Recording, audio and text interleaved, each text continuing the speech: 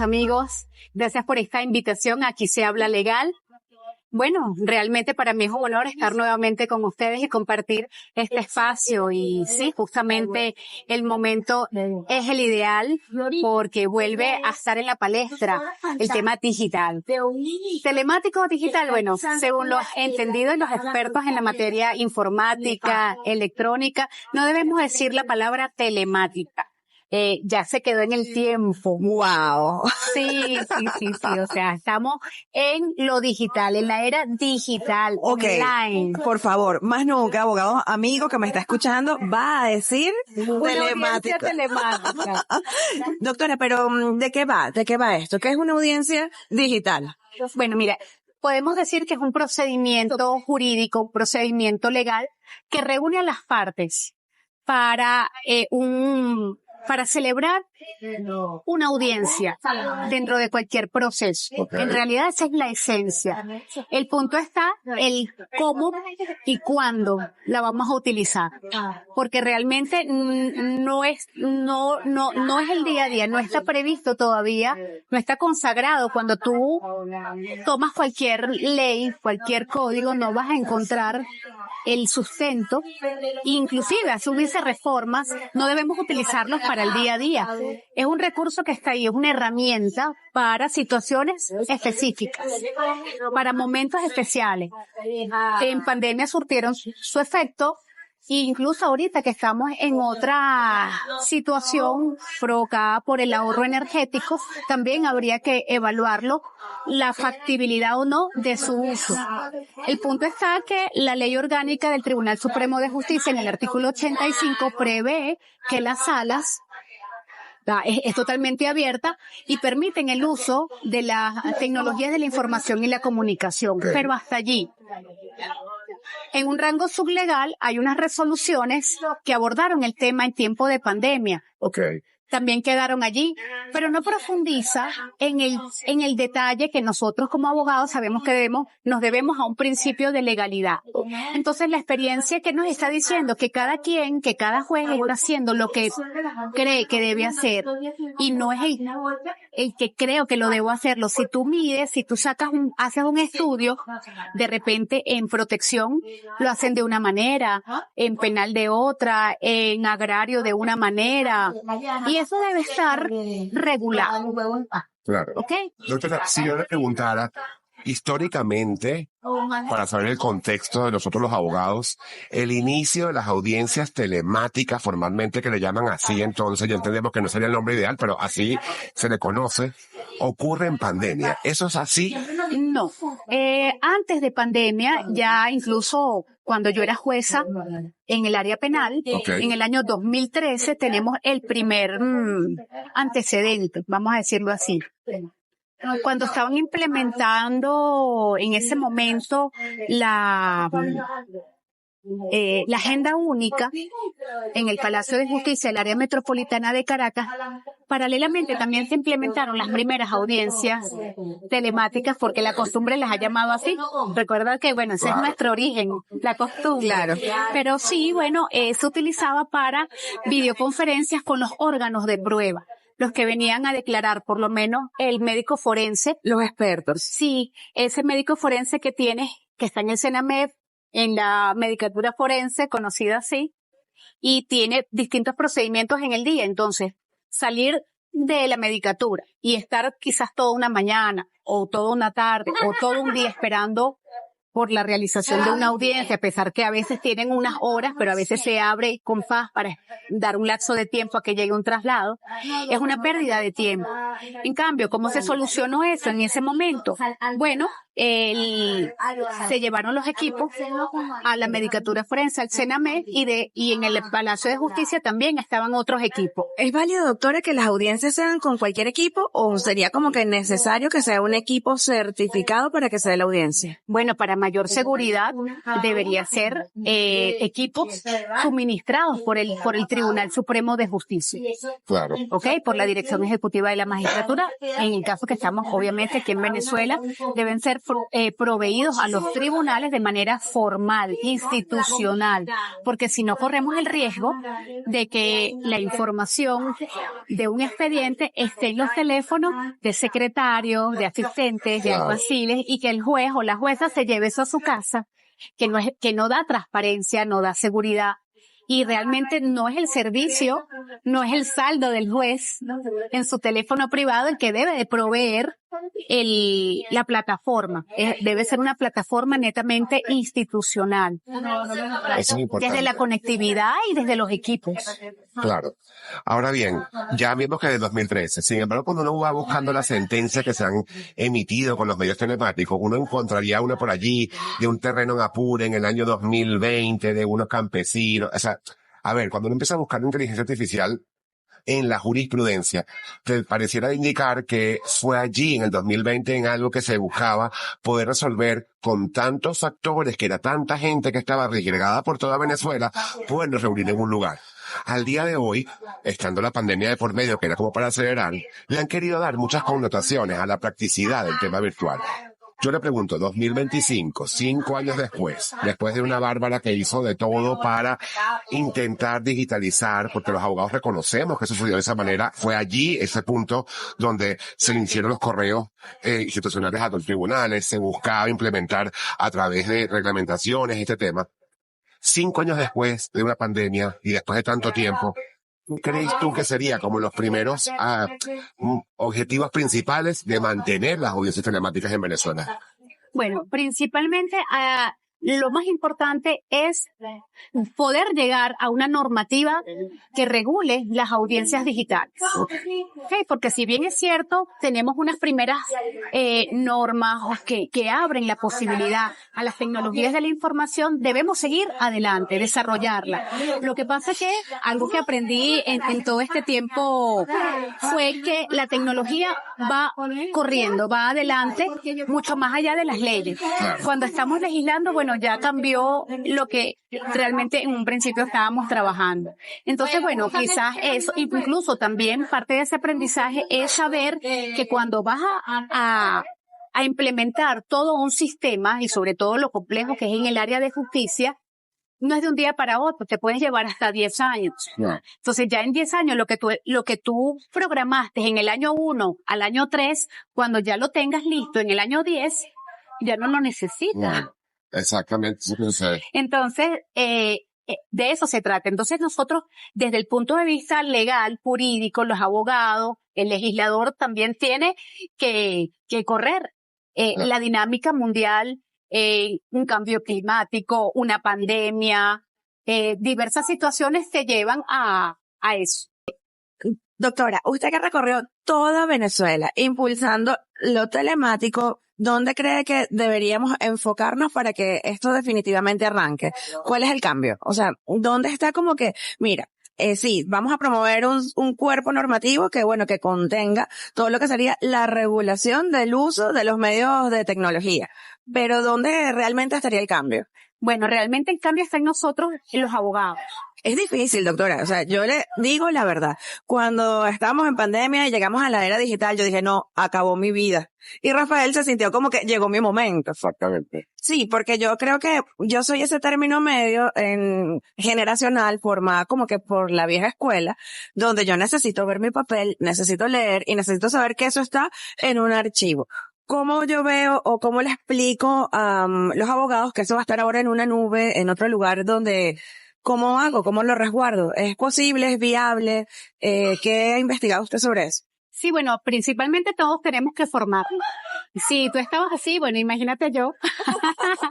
Pero bueno, me tocó aprender también y no es difícil. Hay veces que hay mucha resistencia. Hay quienes para lo digital es un fetiche. Me llegué a encontrar con personas así y ahí es donde viene el tema de las generaciones. La generación, en la que hemos X, la Y, la Z, la generación de cristal que no se halla sin algo digital porque nacieron inmersos en la tecnología. Entonces, bueno, creo que como todo, es un universo jurídico donde hay un elemento único y principal que somos los abogados, indistintamente del rol que ocupemos, seamos fiscales, defensor privado, defensor público, secretaria de un tribunal, magistrado, o sea, realmente nos transversaliza a todos este tema digital y por eso yo insistía en una normativa única digital, porque el proceso es uno solo. De conformidad con el artículo 257 de la Constitución de la República Bolivariana de Venezuela, el proceso es único. ¿Ok? Cuando nosotros o cualquier persona interpone una demanda, esta tiene que ser distribuida en una URDD. Entonces, no pueden ser, vamos a poner 11 materias, 12 materias. No vas a crear 12 procedimientos de distribución de expedientes distintos. Uno para todos. ¿Ok? Y ya Por de esa supuesto, manera doctora, uno avanzas. mete los papelitos en una bolsa y los saca. En otro, de repente vas a encontrar Claro. el tipo bingo, en otro Ajá. insaculas, en otro, bueno, es la computadora. Pero ¿cuál la que sería la realmente recomendación? distribuye digital, o sea, por transparencia. Ay, doctora, no, pero es que ese momento solemne, cuando te llaman y que, mira, llegó tu turno de sacar el papelito del sobre, tú dices como que, ay, Dios mío. En algunos sí y en algunos no. En algunos me tocó de repente encontrar que pedíamos los libros y siempre los testigos eran los mismos. Claro. ¿Ok? Como en otros no, en otros incluso estando nosotros de visita, bueno, vamos a aprovechar que la magistrada está acá para hacer la distribución, pero no es en todo. Entonces, el que elijas, no importa, inclusive, pero que sea un solo modelo. No que de repente nos encontremos porque no da seguridad jurídica. Claro. ¿Qué es lo que pasa? Lo que tú decías, bueno, allá en Apure, una de las últimas sentencias que realicé en el año 2023 fue justamente en el estado, creo que era en San Cristóbal, en el estado Táchira, donde habían más de 30 diferimientos. Entonces, ¿qué decidimos? Porque en el caso de la sala político-administrativa, a pesar que la ley orgánica establece las notificaciones electrónicas, no se ha terminado de implementar lo digital. Y eso que venimos del 2001 con una ley del infogobierno, una ley de mensaje de datos y firmas electrónicas. No tenemos nada de eso implementado. Nosotros estamos, como quien dice, retrasados en deuda con las mismas leyes que ya estaban creadas. Aquí es un poquito como al revés de lo que te comentaba de la rapidez de la tecnología. Bueno, ok, tienes la ley, ahora entonces, ¿cómo la implemento? Claro. Entonces, primero implementarlas, cumplir el espíritu y razón de las leyes. Pero, entonces la solución que buscamos, bueno, mira, vamos a abrir el compás para que tengo más de 30 diferimientos. Ahí entonces donde debo de recurrir a una audiencia digital. ¿Para qué? Para evitar el retardo en el expediente, el retardo judicial, más no volverlo lo principal. ¿Ok? No, es una herramienta alternativa, así como cuando tienes que cumplir la notificación personal y después que la agotas, es que te vas a los carteles y después a la publicación. ¿Ves? Tienes que ir por paso, porque tú no puedes llegar a una audiencia, y eso le hago un llamado a la reflexión a los abogados en este sentido, de que no puedes llegar a una audiencia y que te digan, no, es que la vamos a hacer telemática. Eso tiene que estar escrito en el auto, donde el juez previamente, porque te afecta el derecho, tú te tienes que preparar, el derecho a la defensa debe seguir incólume. ¿Qué pasa si a mí me sorprenden entonces como abogado? Porque también hay que pensar en el derecho a ser digital. Y si la persona no maneja los recursos, si no sabe el léxico digital, por lo menos que se prepare, que estudie. Es a distancia. Ay, si no tiene conectividad y si no hay internet, entonces tú todo eso tienes que preverlo. Ese día vamos a prever que haya saldo en el internet. Si no lo hay el internet, vamos a proveerlo. Ya hay salas telemáticas, pero eso es para el tribunal. Pero también tengo que, por lo menos en en protección de niños, niñas y adolescentes que son fuera del país, la comunicación de repente entre el tribunal y un padre o hijos que están por fuera con el progenitor que está aquí en el país. Entonces todo eso realmente no puede ser como que llegaste a resolver ahí en el momento y que cada juez se invente lo que va. No, nosotros debemos de tener siempre nuestro cuerpo jurídico, en este caso, lo que yo estoy proponiendo, o estamos proponiendo, porque realmente estamos llamados aquí y este programa realmente está siendo pionero en ese sentido, a que se fomente la creación de un cuerpo normativo, una ley especial de audiencias digitales, pudiese llamarse así. Mire, doctora, vamos a entrar seguramente ya en unos minutos en lo que es el tema formalmente digital y todo lo que es los abogados, el derecho y nuevas tecnologías. Pero cuando hablamos de nuevas tecnologías, a mí se me ocurre inmediatamente la inteligencia artificial. ¿Y por qué digo? Bueno, porque todos sabemos que la inteligencia artificial puede ser utilizada de forma positiva y negativa. Sí. ¿Cómo empezamos a asegurar, por lo menos una audiencia telemática, que cubra esos estándares de seguridad, sabiendo que pueden haber con inteligencia artificial cosas manipulables ya de manera virtual? Efectivamente, fíjate que ya hay protocolos, ya incluso la ONU está manejando un cuerpo normativo que regula la inteligencia artificial. Reciente esta semana se está hablando de eso en la Organización de las Naciones Unidas. Los tribunales supremos de justicia, las Cortes Supremas de Justicia a nivel iberoamericano ya se han reunido, incluso Venezuela fue sede, si mal no recuerdo, en el año 2023.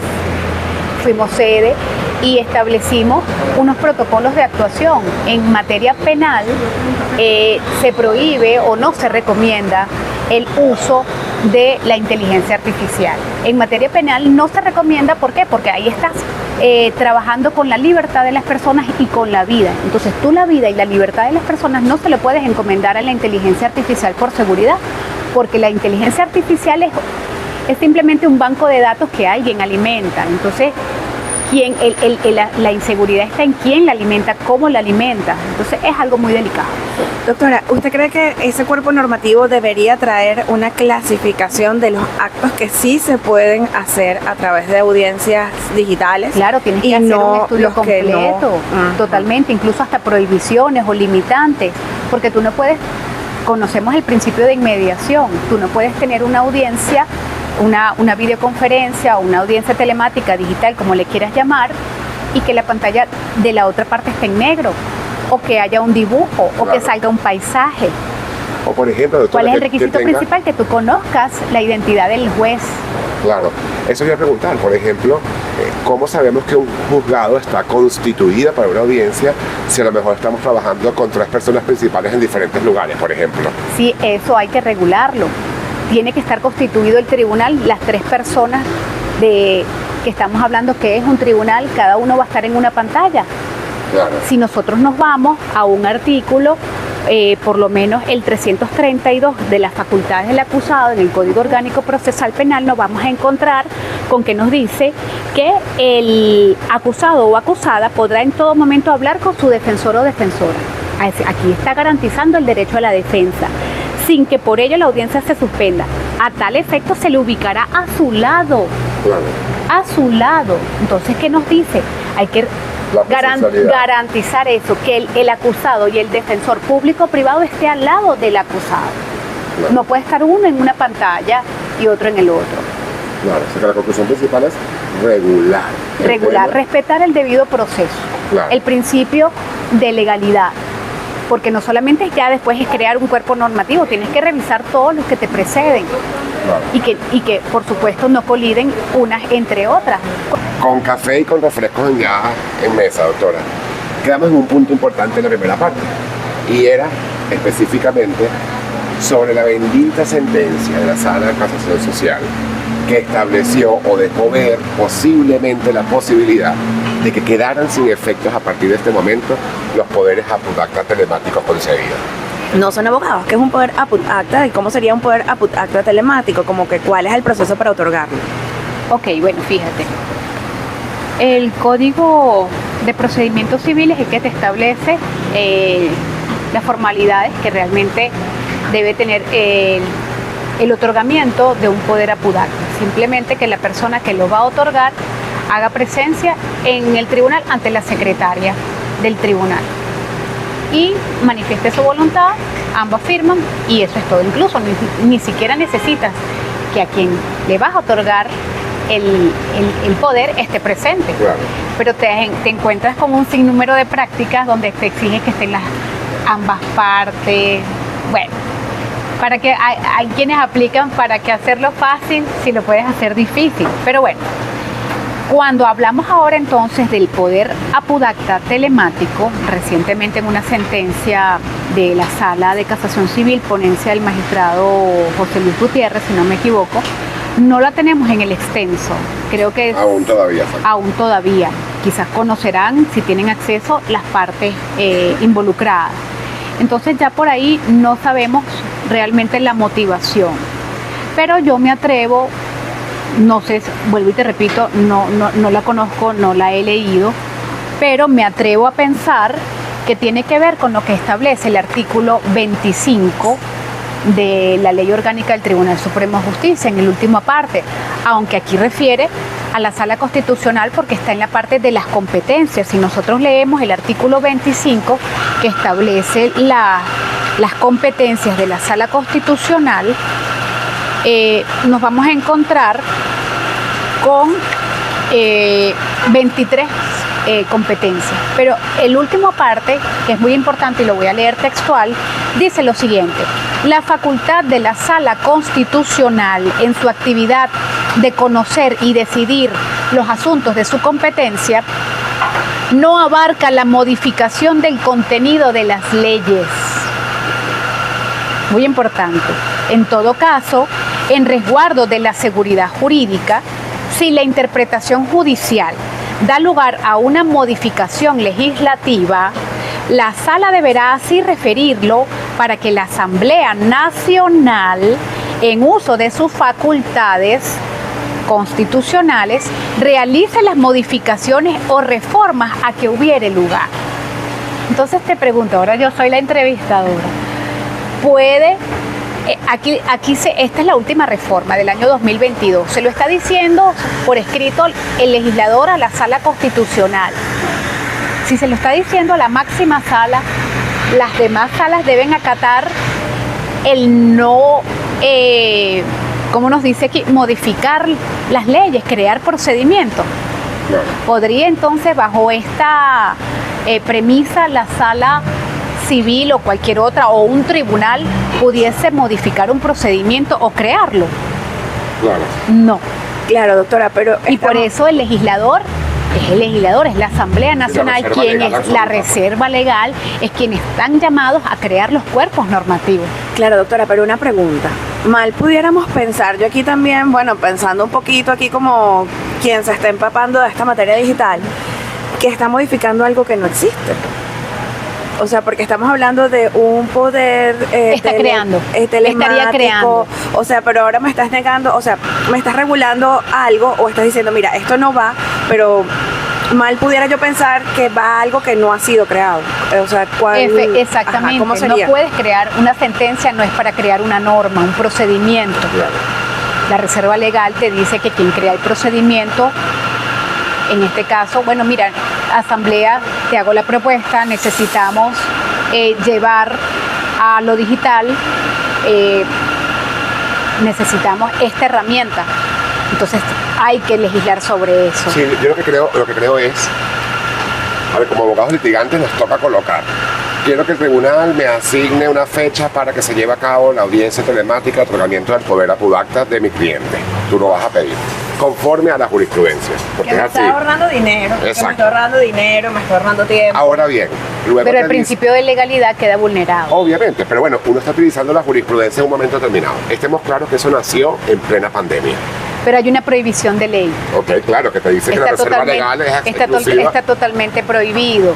Ojo, y esto es sin entrar realmente En la incluso práctica, pues. hay quienes están diciendo que está quedando eliminada porque fue sin lugar el resultado. De repente lo que está quedando es, En ese caso particular, en un ese caso control difuso. particular, la esencia del asunto es sin lugar porque no procedía. De repente ni siquiera está tocando y sobreviviría, por decirlo así, la posibilidad de que se sigan realizando las audiencias, los poderes apudacta de manera telemática o O sea que digital. para hoy, que estamos 25 de marzo, pudiéramos decir, al menos hoy, que no estamos seguros que está desaplicado. No, Pero eso nace exactamente. ¿cómo? Eso nace una resolución, ¿cierto? Una jurisprudencia que estableció esa En el posibilidad. artículo 85 nace en la posibilidad de que las salas están abiertas a que se utilicen las tecnologías de la información y la Exacto. comunicación. Las TICs, Vamos a entonces. leerlo para quedar bien claro y para quienes no conocen cuál es el origen.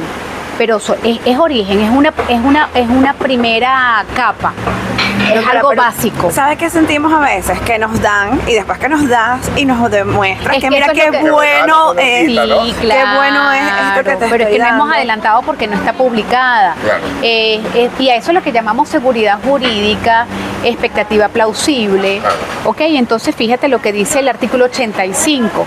Procesos ante el Tribunal Supremo de Justicia, pudiese hasta colidir en alguna interpretación quizás. El Tribunal Supremo de Justicia en cada una de sus salas, en este caso lo hizo la Sala de Casación Civil, favorecerá la utilización de las herramientas tecnológicas disponibles para la sustanciación de las causas sometidas a su conocimiento, para la implementación de trámites transparentes y expeditos. Y si también nos vamos al 257, donde dice que no sacrificarás la justicia por el cumplimiento de formalidades no esenciales. Pudiese decir, bueno, mira, el que puede lo mucho puede lo poco o viceversa. Entonces, bueno, realmente entre abogados te veas y realmente las interpretaciones Claro, porque pareciera que abundan. hay muchas soluciones. Pues, ¿qué pasaría entonces con esos casos que ya se avanzaron bajo ese inicio?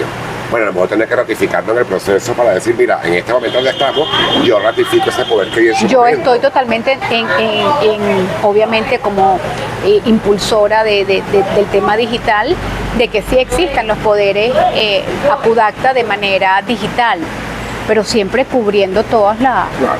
Tal. Quizás también es lo mismo, no es para todas las materias. Y quizás, bueno, especulando un poco sobre esa sentencia, quizás también tratar de ponerle un coto a quizás a una situación que ya está quizás la sala observando que mira, esto no está bien, o sea, se me está saliendo de control, pudiera ser, ¿no? No, y que no, pero fíjate, no es que para una materia sí, para una materia no.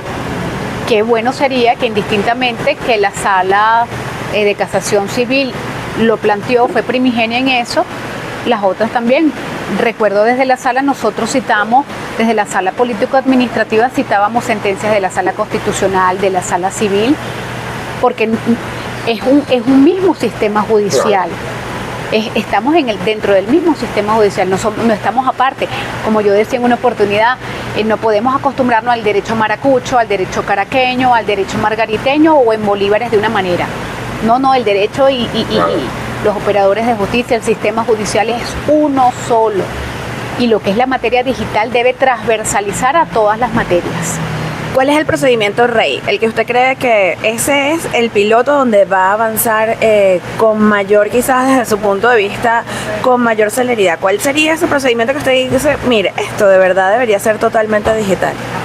Sí, ya nosotros dejamos yo dejé los primeros pasos en el piloto en materia civil y en materia de violencia contra la mujer. Okay. Nosotros desde la Comisión Especial de Tecnología y Digitalización de los Procesos, conjuntamente con otros organismos del Estado,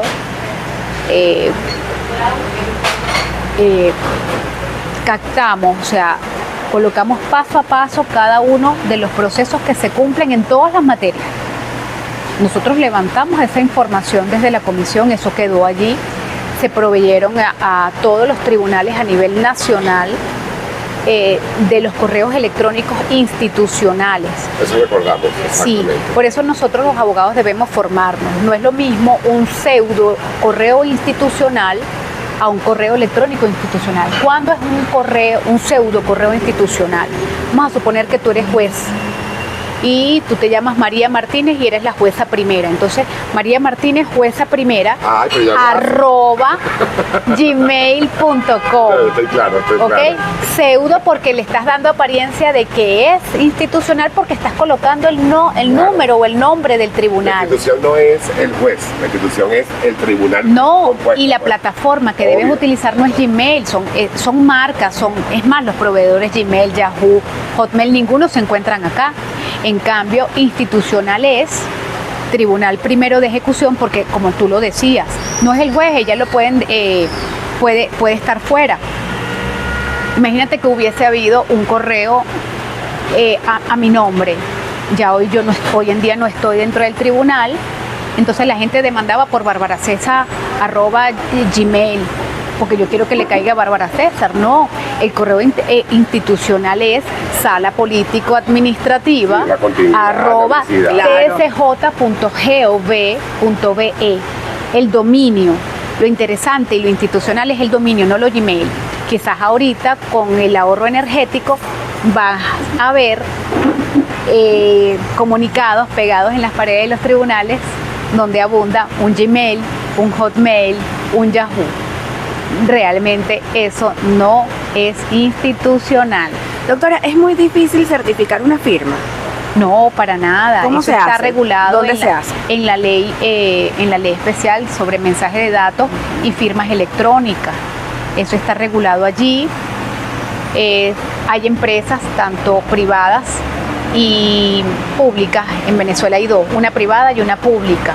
No sé si ya hemos avanzado en alguna otra privada que esté certificada por su CERTE. Y es súper económico. Hasta el 2023 costaba $30. ¿Cuánto te cuesta que un abogado del interior del país en pasaje, Claro. en hotel, en una cantidad? En cambio, con una firma electrónica que tú la compres te cuesta $30 anualmente. Pero eso aplicaría Y la para- seguridad total, eso Obvio. es invulnerable. Y eso aplicaría para funcionarios o altos cargos, de verdad. Por supuesto, para todos. Yo había propuesto que el Tribunal Supremo de Justicia fuese el proveedor de firmas electrónicas de los operadores de justicia, incluyendo al Ministerio Público. Claro. ¿Ok? Ese trabajo se dejó allí, se trabajó, se contó, pero bueno, no se llegó a implementar. Doctora, una pregunta, y yo creo que aquí es importante. Usted lo dijo en un momento determinado, y es que el derecho va más rápido, la tecnología va más rápido, ¿no? Yo he visto poco de cómo es el tema digital a nivel de Latinoamérica. He visto que sí hay casos similares, pero pareciera que en Venezuela se dan los primeros pasos, luego sale algo mucho más fuerte a nivel global, como hablamos hace un rato de inteligencia artificial, que te hace más complicado tener la veracidad de la información. Hoy en día en Venezuela hay procedimientos no solo en tribunales. Por ejemplo, estamos claros que en registros y notarías y registros civiles, a veces por seguridad del funcionario, y lo entendemos, quizás no está previsto en ningún lado o no está visto de esa forma, pero por seguridad del funcionario utiliza la herramienta para en una videollamada con una foto de la persona, con cédula y pasaporte si está afuera, lograr confirmar de que está siendo un poder concebido verdaderamente para una venta.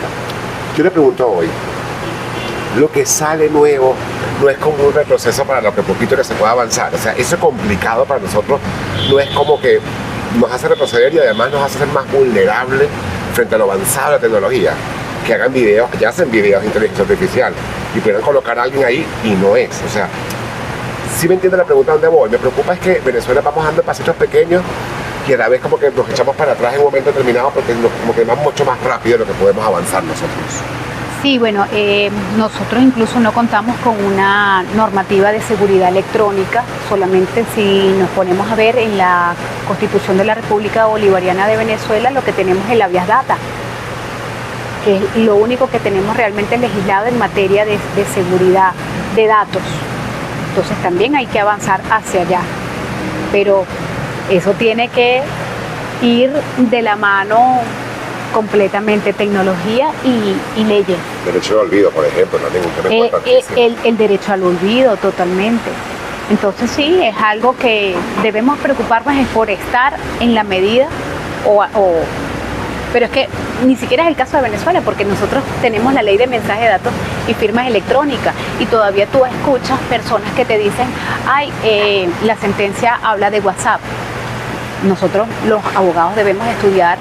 WhatsApp es una marca, puede ser que el chat era de Telegram o el chat era de Signal, de cualquier otra plataforma. Esas son marcas de plataforma. ¿Cuál es el lenguaje correcto? Te lo trae la ley, pero... El pantallazo de WhatsApp. No, mentira. No, te dice mensaje de datos. Se llama mensaje de datos y tiene varias opciones. Mensaje de datos tipo texto, mensaje de datos tipo audio, mensaje de audio tipo video. La cadena de custodia, asegurarlo para poder presentar. Tienes que describir en la plataforma WhatsApp, en la plataforma Telegram, en la plataforma Signal. ¿Ok? Pero tienes que manejar, no, es un mensaje de datos en sus distintas variaciones. Mire, hablemos un poco, ya como para ir cerrando, Mari, hablemos un poco de la doctora Bárbara en la actualidad. Esta nueva faceta, Esta nueva faceta de la doctora Bárbara. La que queremos conocer. Exacto. A ver, ¿qué está haciendo Bárbara en este momento? Está en la parte de la academia. En un momento determinado, en la entrevista que te hicimos antes, supimos de un libro que hiciste por temas de derecho de protección a la mujer. Era un tema también que te apasionaba. ¿O te apasiona? ¿Cómo que se llama? El broma de Alba. La pesadilla de Alba. Viste, que me acuerdo que por ahí lo leímos, además, Mari y yo, para la entrevista en ese momento. Sí. ¿Qué hace ahora Bárbara César Ciero en este momento en Venezuela, en Caracas? ¿Qué está haciendo? Bueno, volví al libre ejercicio. Estoy dando clases en los actuales momentos. Buenísimo. En todo lo que es la parte en derecho digital, transformación digital, derecho y su prestado, nuevas tecnologías. ¿En dónde, doctora? En la Universidad Bicentenaria de Aragua. Ay, qué chévere. Sí, doy muchísimas gracias a la universidad en ese sentido. Mi casa antes de haber llegado al Tribunal Supremo de Justicia y ahora después también, antes, durante y después me he mantenido ahí con esta universidad y por supuesto de manera digital, a través de videoconferencias atiendo San Joaquín, Apure, Puerto Ordaz, que es lo maravilloso de la tecnología. O sea que ahorita está full con el tema de la tecnología y asesorías como y academia. Y academia. Sí, por supuesto abierta al libre ejercicio. Este año regresé al Palacio de Justicia, ya me registré en la entrada con mi IMPRE, le saqué el polvo, incluso una colega me hacía una broma, pero es que ya no son así los carnés, y digo, ay bueno, pero este es el que yo tengo, vamos a renovarlo, vamos a ir a pagar. Bueno, nosotros somos de verdad unos fieles defensores de pagar el IMPRE, ¿verdad, Rafa? Porque después lo pierdo. Okay. Yo con los expedientes metidos cuando voy a revisar, a veces marco donde voy a revisar y después devuelvo el expediente, pero bueno. Bueno, son otras cosas. A ver, doctora, ¿cómo la consigue la gente en Instagram? Porque voy a decir algo. Honestamente, usted dejó una huella imborrable en un momento determinante del país. Y yo insisto en ese punto, pues, porque al final se hicieron cosas como que fueron avances importantes. Sí, incluso recuerdo la sentencia que permitió los divorcios de las personas fuera del país que estaban de acuerdo, y entonces incluso siendo magistrada me decían, mire cómo la contrato, personas que estaban fuera del país, y bueno, yo no puedo a llamar ahora, no importa, no estoy yo, pero para mis amigos. Ahora sí me pueden llamar. Sí la pueden llamar. Pero repítanos esas redes, ¿cómo la vemos? Sí, bueno, en X, Bárbara César Ciero, y en Instagram también, Bárbara César Ciero. Ahí estoy totalmente abierta a consultas. Bueno, nada, nosotros nos vinimos a tomar un café y un refresquito con la doctora Bárbara. Así es. Porque era importante el tema que teníamos que tratar. No, y como había muchas especulaciones sobre la sentencia, nosotros dijimos, bueno, vamos a hablar con la que sabe telemático, claro, que ahora está de este lado. ¿Cómo estamos haciendo para este punto, doctora, con la materia en las universidades? Es decir, nosotros cuando nos graduamos no existía, nada más tú aprendías los TICs. Ese TICs es tecnología de información y comunicación, ya, ahí te quedaste. Sí. En este momento ya las universidades están introduciendo ya dentro de su pensum derecho digital, derecho tecnológico. ¿Cómo lo estamos manejando? O sea, sí, quizás no todas, por lo menos sí sé que la Universidad Bicentenaria de Aragua, incluso con ellos me dieron la beca de la primera corte en derecho procesal. ¡Wow! Sí, derecho procesal telemático. Y creo que en la Católica es una electiva el derecho digital, y yo creo que bueno, ya están abriendo las puertas. Es que debe dejar de ser una materia electiva o como estudiar algún punto que te apasione para comenzar a ser parte de un currículum. Sí, y por eso como abogados no quedarnos. Hacer actualizaciones, pues. Totalmente, es que los abogados nosotros no nos podemos quedar con que es algo básico, como lo que aprendimos en lógica jurídica. La audiencia es telemática. ¿Y dónde está para yo? Sí, dame las normas para yo. Dame las normas de cómo voy a hacer una audiencia telemática, porque el COP, el Código Orgánico Procesal Penal, me dice, me establece una toga, una formalidad, desde donde pues por lo menos pudiésemos prever, estamos todos en el palacio, pero vamos a hacerlo telemática porque ahora todo es telemático. No todas, si estás presencial, debes hacerla presencial. Bueno, pero es que la víctima tiene miedo de que la vea. Bueno, ahí sí, vamos a separar a la víctima y la hacemos con ella aparte. Como una excepción a la regla. Tienes que prever excepciones, prohibiciones, limitaciones, requisitos para hacerla. Requisitos una vez que se va a hacer, que sea institucional, no me lo vas a hacer en en el WhatsApp de la secretaria, en el teléfono de la magistrada, de la secretaria, que cuando termine la audiencia ella se lo lleva para su casa y desgraba en su casa. No, todo eso debe quedar resguardado en el tribunal. ¿Ve? ¿Qué hacemos en los casos donde no hay conectividad? Sí, es una robustez importante manejar para que tengamos seguridad, sobre todo. Así es. Sus palabras finales, doctora, de verdad que estamos muy contentos de habernos encontrado en estos cafecitos, ¿verdad? Bueno, no, de verdad que también muy contenta de haber compartido este tema tan importante con ustedes. Agradecida con Aquí se habla legal, aquí hablamos legal. Claro, esta es su casa, siempre va a ser su casa, doctora. Siempre atenta a todas estas nuevas tecnologías, pero no solamente en la materia digital, en todo lo que es el campo del derecho. Gracias a Dios tuve esa oportunidad de conocer diversas materias, derecho administrativo, derecho tributario. Mi corazón es penal, por supuesto, estuve en el área agraria y bueno, ahora desde este lado de la justicia, nuevamente dispuesta, por supuesto, a aplicar los conocimientos adquiridos, asesorar y respaldar el conocimiento de abogados, de los colegas. Claro, doctora, usted es una mujer de transformaciones. Evidentemente, pues desde otro punto de vista del derecho ahora, pues seguramente también dará mucho de qué hablar con nuevas transformaciones, porque quizás antes usted era la que daba, ahora usted va a ser la que pide en el tribunal. Y pidiendo, pues también hay formas muy bonitas de hacer escritos muy buenos y de hacer derecho.